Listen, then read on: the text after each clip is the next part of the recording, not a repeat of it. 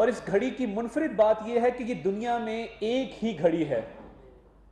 यानी बहुत सारी घड़ियां होती हैं लिमिटेड एडिशन कि जी इन घड़ियों के दुनिया में 25, 30, 100 पीस हैं। बहुत सारी घड़ियां होती हैं जो स्पेशल एडिशन होती हैं। ये वाहिद घड़ी है जो दुनिया में एक ही पीस है। ये इस लिहाज से एक मुनफरिद घड़ी है, इसके साथ का दूसरा पीस कोई नहीं है। और ये मेड टू ऑर्डर इसको कहते हैं। ये खसूसी तौर पे घड़ी बनवाई जाती है। अब जो दुनिया में नायाब चीज हो उसकी कीमत भी उस हिसाब से होती है कि ये एक नायाब चीज है, इसमें डायमंड लगे हैं, इसमें हीरे जवाहरात लगे हैं, तो ये एक महंगी चीज है। और क्योंकि दुनिया में एक है, स्पेशल बनाई गई है, तो इसकी कीमत मार्केट में मौजूद घड़ियों से कंपेयर नहीं हो सकती, क्योंकि मार्केट में जो मौजूद घड़ियां हैं उनके रेट लगते हैं अलहदा से, और वो कंपटीशन होता है मुख्तलिफ ब्रांड्स का। अब ये जो इस घड़ी का हमने एवैल्यूएशन का कागज हासिल किया है, ये $12 मिलियन की घड़ी है। $12 मिलियन, जो उस वक्त के 1 अरब 70 करोड़ बनते हैं, और अब कोई तकरीबन 1 अरब, और अब ये तकरीबन इसकी मालियत 2 अरब से ऊपर है इस घड़ी की। और देखिए ये फवाद चौधरी साहब अभी आए थे। फवाद चौधरी साहब की क्वालिटी, आप उन्हें कहना आप शैतान के फजाइल बयान करें तो वो भी कर सकते हैं कि जी शैतान एक फरिश्ता था, वो जन्नत में था, उसको निकाला गया था। वो हर तरह का काम कर सकते हैं। तो इसलिए मैं ज्यादा बात नहीं करूंगा कि फवाद चौधरी साहब ने क्या कहा। फवाद चौधरी साहब ने कहा ये घड़ी की कैबिनेट डिवीजन ने कीमत 10 करोड़ रुपया लगाई है। मैं टेक्निकल बात करूंगा, मैं आपसे कोई हवाई बात नहीं करूंगा, कोई लफाजी नहीं करूंगा। ये एवैल्यूएशन जो होती है, ये एवैल्यूएशन जो मैंने आपको भेजी है कि ये $12 मिलियन की मैंने आपको वैल्यूएशन दिखाई है इसकी, ये बाकायदा इसकी वैल्यू लगी है। अच्छा, अब इसका क्या होता है, ये वैल्यू कैसे लगती है, मैं आपको उस प्रोसेस के थ्रू वॉक थ्रू करूंगा। ये होता है सर्टिफिकेट ऑफ क्वालिटी। दुनिया में बाकायदा ये महारत मौजूद है चंद कंपनियों के पास कि वो वैल्यू कैसे लगाती है। ये ग्राफ वालों का सर्टिफिकेट ऑफ वैल्यू है, इसमें डायमंड का वेट आता है। अब फॉर एग्जांपल ये पेन का जो डायमंड का वेट बताया गया है कि इसमें जो डायमंड लगे हैं ये 12.24 कैरेट के डायमंड हैं। ये सिर्फ मैं आपको कलम का बता रहा हूं कि ये कलम जो है इसमें जो डायमंड लगे हैं उसकी जब वैल्यूएशन की गई है तो ये बाकायदा 12 कैरेट डायमंड के मुताबिक की गई है। अब आगे चले, जो पूरा सेट है जो सऊदी वली अहद की तरफ से आया, उसकी तमाम चीजों की वैल्यू इसमें लगाई गई है। और इसमें दूसरी मुनफरिद बात यह कि इसमें खाना काबा का डिजाइन बना है, खाना काबा का डायल है इसका। आप को इसमें देख सकते हैं कि उसके मीनारे मौजूद हैं, खाना काबा मौजूद है। ये इस घड़ी की दूसरी मुनफरिद बात है कि इस पे, क्योंकि दुनिया में एक ही पीस है, डायमंड से बना है, इसकी दूसरी मुनफरिद बात यह है कि खाना काबा इसके ऊपर जो है वो डायमंड से खाना काबा का डिजाइन बना रहा। फवाद चौधरी साहब ने कहा कि ये घड़ी इमरान नियाजी साहब ने खरीदी थी, जुर्म माना, तस्लीम किया कि ये घड़ी हमने खरीदी। कितने की खरीदी? 2 करोड़ की। ग्राफ वाले कह रहे हैं और पूरी फाइल कह रही है कि ये घड़ी 1 अरब से ऊपर की है जिस जमाने में आपने खरीदी। आप कह रहे हैं कि ये हमने 2 करोड़ की खरीदी। इसके बकायदा एक एक डायमंड की सर्टिफिकेशन हुई है, एक एक डायमंड की सर्टिफिकेशन हुई है उसके वजन के मुताबिक। डायमंड नायाब चीज है दुनिया में, उसकी कीमत बहुत ज्यादा होती है, वो कैरेट पे डिपेंड करता है कि एक डायमंड कितने कैरेट का है। इसके बकायदा डायमंड्स की, ये मैं आपको दिखा देता हूं, ये डिटेल स्टडी है कि इस डायमंड की शेप क्या है, इस डायमंड की स्पेसिफिकेशन क्या है, ये जो डायमंड इसमें लगे हैं ये दुनिया के किस हिस्से से एक्सट्रैक्ट किए गए हैं। बाकायदा टेक्निकल स्टडी। यानी एक एग्जांपल आपको देता हूं कि जो शेप और कटिंग स्टाइल है वो लिखा है राउंड ब्रिलियंट, ये एक उसकी किस्म है। तो ये ऐसे नहीं होता कि आपने कैबिनेट डिवीजन को दी, इतने मासूम है आप, आपको एक घड़ी का सेट मिला, खाना काबा से डायमंड बनी हुई घड़ी थी, आपने कहा जी मैंने नहीं ली, वो चीफ ऑफ प्रोटोकॉल ने ली, उन्होंने वैल्यू लगा दी सरकारी महकमे ने, तो हमें तो नहीं पता, हमने खरीदी और बेची जरूर है। आपने दो जराइम तस्लीम किए कि ये घड़ी हमने खरीदी है और खरीद के बेची है। यानी आप ये कह रहे हैं कि जो घड़ी जिसकी कीमत 1 अरब से ऊपर है वो हमने उसकी कीमत लगवाई और उसमें से 2 करोड़ सरकारी खजाने में जमा कराया। ये सारा प्रोसेस ही गलत है। ये तो आपको घड़ी पहले ला के डिक्लेयर करनी थी, तोशाखाना में जमा करानी थी, उसके बाद इसकी प्रॉपर इवैल्यूएशन करनी थी किसी वर्ल्ड रिनाउंड फर्म से, और वो इवैल्यूएशन के बाद आपने इसके पैसे जमा करा के, वैसे मैं हैरान हूं, वो सुना था साफ चली शफाफ चली, साफ चली शफाफ चली हम सब ने सुना था, तो क्या ऐसी मजबूरी थी जिसके तहत सऊदी वली अहद का पाकिस्तान को दिया हुआ तोहफा आपने बेच दिया? आपको ऐसी क्या मजबूरी थी, मुझे समझ नहीं आती। प्राइम मिनिस्टर होते हैं ना, उनको तोहफे मिलते हैं। शहबाज शरीफ साहब ने कैबिनेट पूरी लगाई हुई है प्राइम मिनिस्टर हाउस में, आप गुजरे, दुनिया के जो दोस्त ममालिक के जो तोहफे मिले सारे कैबिनेट में लगे हैं, क्योंकि ये आपकी जात को नहीं मिले, ये शहबाज शरीफ को नहीं मिले, ये इमरान खान को नहीं मिले, ये एक दोस्त मुल्क की हुकूमत ने वक्त के वजीर आजम को दिए हैं, ये पाकिस्तानी अवाम को दिए हैं, पाकिस्तान को ये तोहफा दिया है। अब ये मैंने आपको इसके टेक्निकल स्पेसिफिकेशन और इसकी कीमत बता दी कि इसके डायमंड्स कितने कैरेट के थे और इसकी कुल कीमत कितनी बनती है। ये मैंने कागजों के साथ दिखाई है, मैंने फवाद की तरह बैठ के हवाई बात नहीं की, 10 करोड़ की घड़ी थी जी, 2 करोड़ की हमने जो है वो खरीदी। इमरान खान को जरूरत क्या पेश आई? यानी बाकी सब चोर है ना जी, 30-30 साल के चोर हैं, वही घिसा पिटा रिकॉर्ड, इसलिए आपके जलसों में लोग नहीं आ रहे, रोज वही बातें करते हैं, 30 साल से ये खानदान रूल कर रहे हैं, गिनती भी पूरी नहीं आती। तो भाई उन खानदानों पे जो आपने इल्जामात लगाए थे अदालतों में साबित नहीं हुए हैं, आपने चोरी की है और ये चोरी है और ऊपर से सीना जोरी है।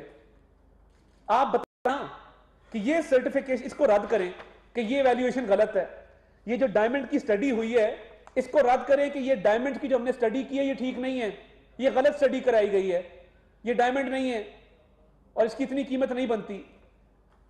यानी अंदाजा करें कि सऊदी वली अहद खाना काबा के डिजाइन वाली एक मुनफरिद और मेड टू ऑर्डर घड़ी आपको गिफ्ट करता है और आप बेच देते हैं, और बेच के सरकारी खजाने में उसका 10% भी जमा नहीं कराते।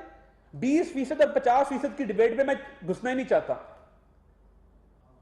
फराह गोगी दुबई जाती है, प्राइवेट जेट पे जाती है, वो $2 मिलियन जो कि 35 करोड़ रुपया बनता है, 35 करोड़ में इस घड़ी को बेचती है। इस घड़ी को, अच्छा अगली बात, आप कह रहे हैं कि ये घड़ी हमने खरीदी और फिर बेची, ये घड़ी दुबई किस तरह पहुंची है? मैं कहता हूं जी उमर फारूक जहूर दुनिया का बदतरीन शख्स होगा, मान लें 1 मिनट के लिए, बड़ा गंदा आदमी है जी, उसके खिलाफ वो क्रिमिनल है, आपको सऊदी वली अहद ने जो घड़ी दी है वो टीवी पे दिखा रहा है पकड़ के, वो जितना भी गंदा हो आपसे गंदा नहीं हो सकता, आपसे बुरा नहीं हो सकता, उसके पास वो घड़ी कैसे पहुंची है? और अगर उसके पास घड़ी वो मौजूद है तो किस जरिए से गई है? क्या कोई बनी काला से ऐसी मखलूक उसको उड़ा के ले गई जो जहाज की जरूरत नहीं होती जिस मखलूक को? क्या आपके बनी गाला के मोकलीन ले गए वो घड़ी उठा के दुबई और उमर फारूक को डिलीवर कर दी? फराह गोगी दुबई में क्यों है? अगर आपका दामन साफ है, मेरा मुतालबा है फराह गोगी को अगली फ्लाइट पे पाकिस्तान लाएं और उसे क्या तहकीकात ज्वाइन करे और इस तरह कोई एफिडेविट दे दे कि जी ये घड़ी ना मैंने कभी देखी है ना मैंने कभी बेची है। देखिए पाकिस्तान से बाहर आपने ये तो है 35 करोड़ का, 2 करोड़ आपने सरकारी खजाने में जमा कराया, तो बाकी 33 करोड़ रुपया कहां है पाकिस्तानी अवाम का? और ये इस तरह का मैटर नहीं कि वो घड़ी थी तो हमने बेच दी, ये अरबों की गेम है। मेरे पास यहां एक रिपोर्ट और मौजूद है, मेरे पास एक और रिपोर्ट यहां मौजूद है, वो उस पर आपसे तफसीली बात करते हैं। मेरे पास दूसरी जो रिपोर्ट मौजूद है ये तो घड़ी वाला मामला, इसकी सेल का 33 करोड़ रुपया कहां गया, किसके पास गया, कब गया, ये आपको बताना होगा कि ये 33 करोड़ रुपया किसने खाया है। अव्वल तो दोस्त मुल्क से मिली हुई चीज को बेचना ही बहुत बड़ा एक गुनाह है कि आप एक सरकारी चीज बेच दें, फिर उसको ब्लैक मार्केट में आप बेचने की कोशिश करें। ये भी अटेम्प्ट्स हुए हैं। अब मैं पूछना ये चाहता हूं कि 33 करोड़ रुपया कहां है और आपने कहां डिक्लेयर किया और आपने इस घड़ी की वैल्यू कहां लगाई और क्या लगाई, कि आप बता सकते हैं? और आप में ये हिम्मत कैसे पैदा हुई कि खाना काबा के डायल वाली घड़ी आप बेच दें? और आपको पता है ना, ये सोशल मीडिया पे ये बात शुरू हुई थी कि जब घड़ी बेची गई तो सऊदी वली अहद वहां पे राब्ता भी किया गया सऊदिया में हुकाम से कि जी ये घड़ी आई है, ये चोरी तो नहीं हो गई। तो पता ये लगा नहीं, ये इमरान खान साहब को गिफ्ट में दी गई थी। एक तो आपको ये बताना होगा कि इसकी 33 करोड़ रुपए आपने कहां किया है। और ये ओपन एंड शट केस है, इसमें आपकी सिर्फ डिस्क्वालिफिकेशन नहीं है। गवर्नमेंट जो केस रजिस्टर करने जा रही है ये क्रिमिनल केस होगा। इसको सेशन कोर्ट में जो इलेक्शन कमीशन ने मामला रेफर किया है उसमें भी उठाएंगे और उसके साथ साथ एफआईए की एक इंक्वायरी भी शुरू करने जा रहे हैं। इसकी प्रॉपर इंक्वायरी के लिए छोड़ दें कि जी हम जियो के खिलाफ मुकदमा कर रहे हैं, हम उमर फारूक के खिलाफ दुबई में मुकदमा करें। मुकदमा किस चीज का करेंगे? मैं आपको डेयर करता हूं, आई डेयर यू, मैं चैलेंज करता हूं कि आप मुकदमा करें। आप दुनिया के जिस कोने में भी मुकदमा करेंगे जुर्म आपका निकलेगा, सजा आपको होगी, नाअहल आप होंगे।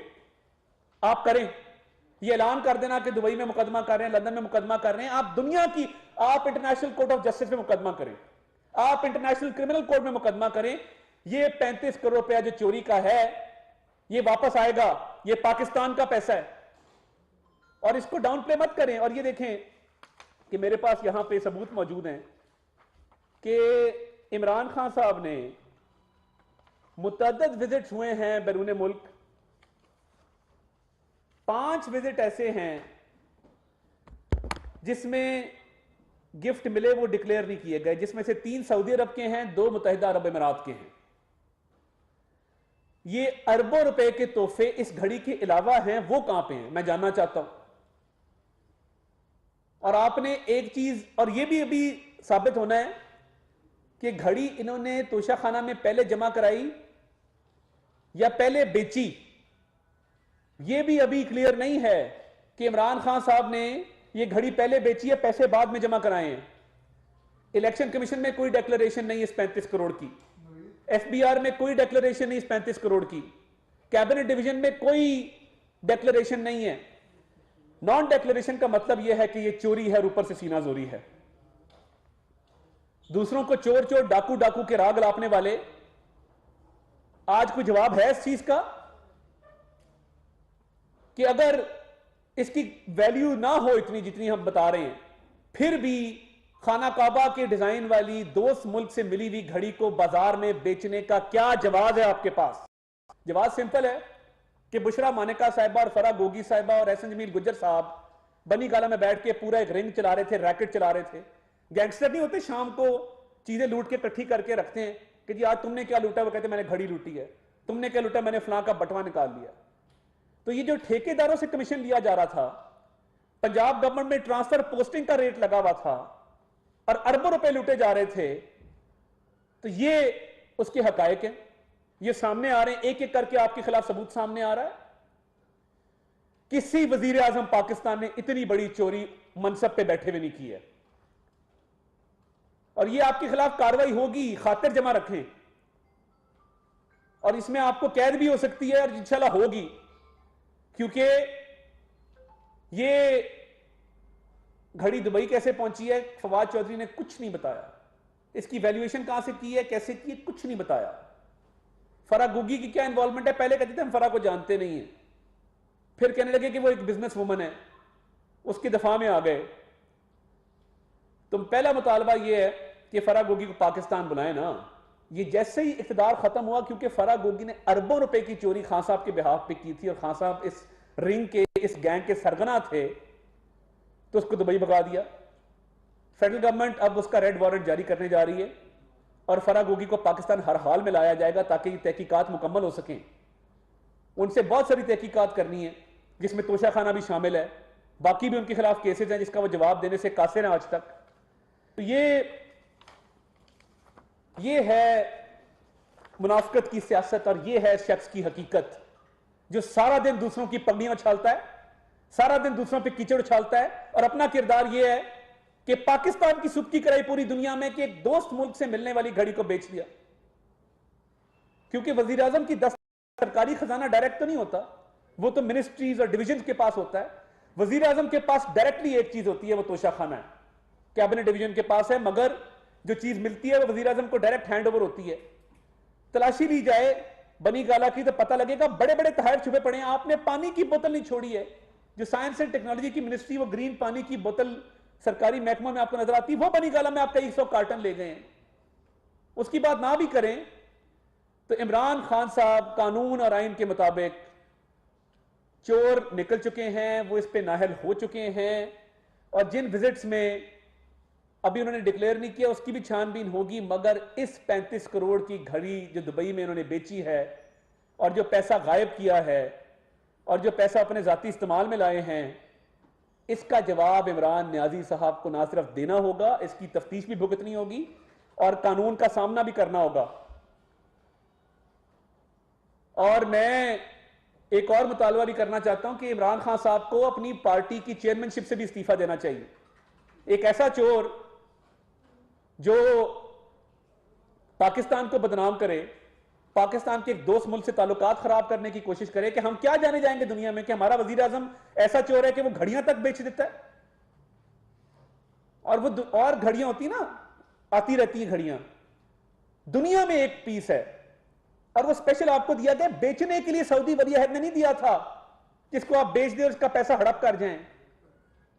और जो 2 करोड़ जमा कराया, चलें इसकी वैल्यू अगर हम 1 अरब 70 करोड़ नहीं मानते, हम 35 करोड़ ही मान लें, तो उसका 20% तो जमा करा देते हैं। अगर इसका 35 करोड़ आपने लिया है, 2 करोड़ रुपया जमा कराया है, अगर इस घड़ी की कीमत 10 करोड़ है जो फवाद चौधरी साहब कह रहे हैं, तो मैं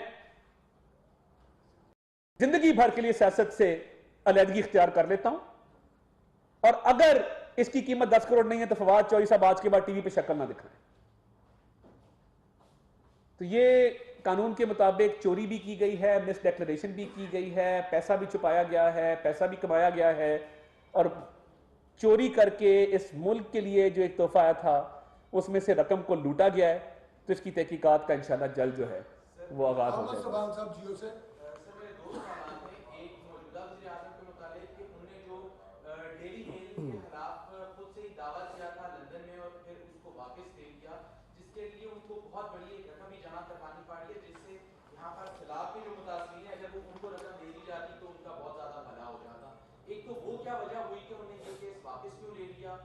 दूसरा, जो इस वक्त जो ये घड़ी का मामला चल रहा है उसमें आपका क्या तहकीकात की गई है कि जो 2 करोड़ और 10 करोड़ के जिन अफसरान ने ये रेड करवाया था कैबिनेट डिवीजन की, क्या उनके खिलाफ कोई कार्रवाई करेंगे? और इमरान खान या उनके जो साथी जो इस सारे मामले में शामिल हैं, कब तक उनको जेल में डाला जाएगा? क्योंकि माजी में भी आप लोगों के खिलाफ भी केसेस बनाए गए, प्रेस कॉन्फ्रेंसेस हुई, लेकिन साबित ना आपके खिलाफ कुछ हुआ ना ही अब तक इमरान खान के खिलाफ या उनकी पार्टी के किसी भी शख्स के खिलाफ हुकूमत कुछ साबित कर पाई है। पहली बात तो ये है कि इसमें साबित करने वाली चीज ही कोई नहीं है। ये ओपन एंड शट केस है। हमारे खिलाफ तो लंबी लंबी कहानियां सुनाते थे ना, इधर केस सिंपल है। वली अहद से घड़ी आई है, कीमत उसकी 1 अरब 70 करोड़ है, बेची वो 35 करोड़ में गई है, डिक्लेयर उसको 10 करोड़ किया गया है, जमा 2 करोड़ कराया गया है। ये सिंपल मैथ है। इसमें डिस्क्वालिफिकेशन भी है, सजा भी है। इंक्वायरी शुरू आज हो गई है, मुकदमा दर्ज कर लिया जाएगा और करार वाकई सजा मिलेगी। दूसरा, काश आप थोड़ी तहकीक कर लेते डेली मेल वाली स्टोरी पे। पहली बात तो यह है कि किसी किस्म का केस या दावा वापस नहीं लिया गया। डेली मीनिंग हियरिंग हुई थी, जो इब्तदाई तौर पे तहकीकात हुई थी और इब्तदाई हियरिंग कोर्ट ने की थी, वो हम जीत गए थे। अब जो डेली मेल है उसने जो अपने दफा में जवाब जमा कराया है, उस जवाब के जवाब में हमने 13 दिसंबर 2022 को अपना जवाब जमा कराना है, जो उनका दफाई स्टेटमेंट आई है, डिफेंस स्टेटमेंट आई है। इसका ट्रायल अगले साल शुरू होना है। हमने मेन केस के साथ कुछ इजाफी एप्लीकेशन फाइल की थी। जो इजाफी एप्लीकेशन फाइल की गई थी वो कानूनी हिकमत अमली के तहत फाइल की थी, और उसमें हमारा ख्याल था कि डेली मेल जल्दी जवाब दे देगा। क्योंकि उन एप्लीकेशंस की वजह से हमारी हियरिंग ताखीर का शिकार हो रही थी, हमने वो इजाफी एप्लीकेशन विड्रॉ कर ली। और यूके का सिस्टम है केस कॉस्ट मैनेजमेंट सिस्टम उसको कहते हैं। जब विड्रॉ करें तो उसका आपको पैसे जमा कराने थे, वो हम कराएंगे। मगर ये मेन ट्रायल चल रहा है, मीनिंग हियरिंग हम जीत चुके, और दिसंबर में हमारा जवाब चला जाएगा और अगले साल ट्रायल शुरू हो जाएगा। जहीर साहब समझ से दो सवाल है। पहला सवाल ये है कि आपने अभी क्रिमिनल प्रोसीडिंग का ऐलान किया है और फराग होगी को वापस आने की रेड वारंट का भी कहा है। इसमें कोई टाइम फ्रेम है कि कितने इस ड्यूरेशन में आपको वापस लेके आए जाएंगे और इसकी उसकी भी लेके जाएंगे? दूसरा सवाल ये थोड़ा इससे हटके है कि पंजाब में दोबारा से ये चल रहा है कि पंजाब के जो चीफ मिनिस्टर हैं चौधरी परवेज इलाही, उनको कॉन्फिडेंस का वोट देना पड़ेगा कहा गया है, या फिर आप लोग अदम एतमाद लाएंगे? देखिए, पहली बात तो ये है कि क्रिमिनल प्रोसीडिंग शुरू हो रही हैं और कोशिश होगी कि दिसंबर के ख़त्म होने से पहले पहले फराग होगी को वापस लाया जाए, और जैसे जैसे केस में पेशरफ्त होगी हम आपको आगाह करते रहेंगे। देखिए, वोट ऑफ नो कॉन्फिडेंस की बजाय वोट ऑफ कॉन्फिडेंस जो है वो बेहतर है, क्योंकि वो सिक्योर नहीं कर सकेंगे परवेज इलाही साहब। और वो सेशन जो मार्च में शुरू हुआ था, मार्च 2022 में, वो खत्म ही नहीं कर रहे, इस डर से कि जिस दिन सेशन खत्म करेंगे उस दिन अगर एतमाद के वोट का गवर्नर ने कह दिया तो इनसे 186 वोट पूरे नहीं होंगे, तो पंजाब में एतमाद के वोट का कहा जाएगा। जो आज हमने देखा कि पंजाब के अंदर पहला मुकदमा दर्ज हो चुका है, रास्ते बंद करने की वजह से, मोटरवे के ऊपर जो बंदिशें हुई थी लॉन्ग मार्च की वजह से, पहला मुकदमा ये दर्ज हुआ। लेकिन जो इमरान खान क्लेम कर रहे हैं कि उनकी जो दरखास्त थी उसके ऊपर अभी तक मुकदमा दर्ज नहीं हुआ। सर, उसमें क्या खामियां नजर आ रही है हुकूमत को कि जो उनकी दरखास्त है उसके ऊपर मुकदमा दर्ज नहीं हो पा रहा? इमरान खान साहब ने पंजाब हुकूमत के जरिए इस मामले को खुद पोलिटिसाइज किया है। पंजाब हुकूमत हमारी तो नहीं है, पंजाब हुकूमत चौधरी परवेज इलाही की है जो उनके इत्तेहादी हैं। अब अगर परवेज इलाही ने मुकदमा दर्ज नहीं किया तो पूछा जाना चाहिए क्यों नहीं किया।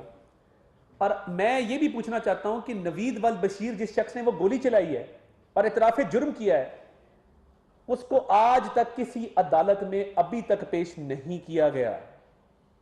क्यों नहीं किया जा रहा?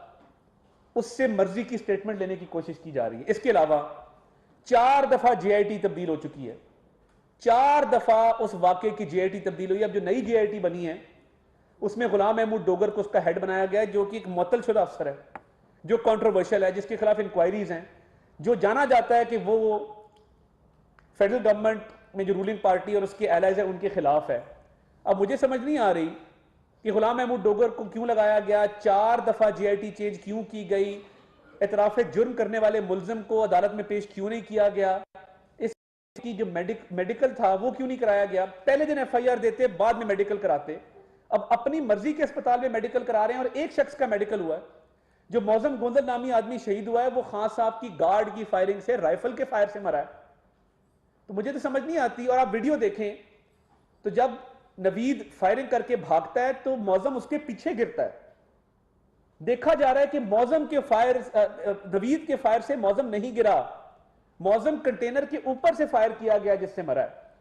तो ये तो खान साहब पे पर्चा बनता है कि जब नवीद की गोली से कोई मरा नहीं है और खान साहब की गार्ड के फायर से बंदा मर गया है, तो ये पंजाब हुकूमत का सिक्योरिटी लैप्स था, परवेज इलाही की नाकामी थी। और आज तक जो पर्चा दर्ज किया गया है उसके नतीजे में शफाफ तहकीकात नहीं की जा रही। वो तुले हुए है कि एक फौजी अफसर, वजीर आजम और वजीर दाखिला को किसी भी तरीके से इसमें इंप्लीकेट करना है। अब जोर जबरदस्ती से ये काम होगा नहीं, शफाफ तहकीकात होनी चाहिए। मगर मेरा ख्याल है कि सबसे पहले FIR परवेज इलाही पे दर्ज होनी चाहिए और उनके बेटे पे। उनकी हुकूमत नाकाम रही है सिक्योरिटी प्रोवाइड करने में और फॉल्टी इन्वेस्टिगेशन करवा रही है इस मामले। Thank you sir. Thank you ji.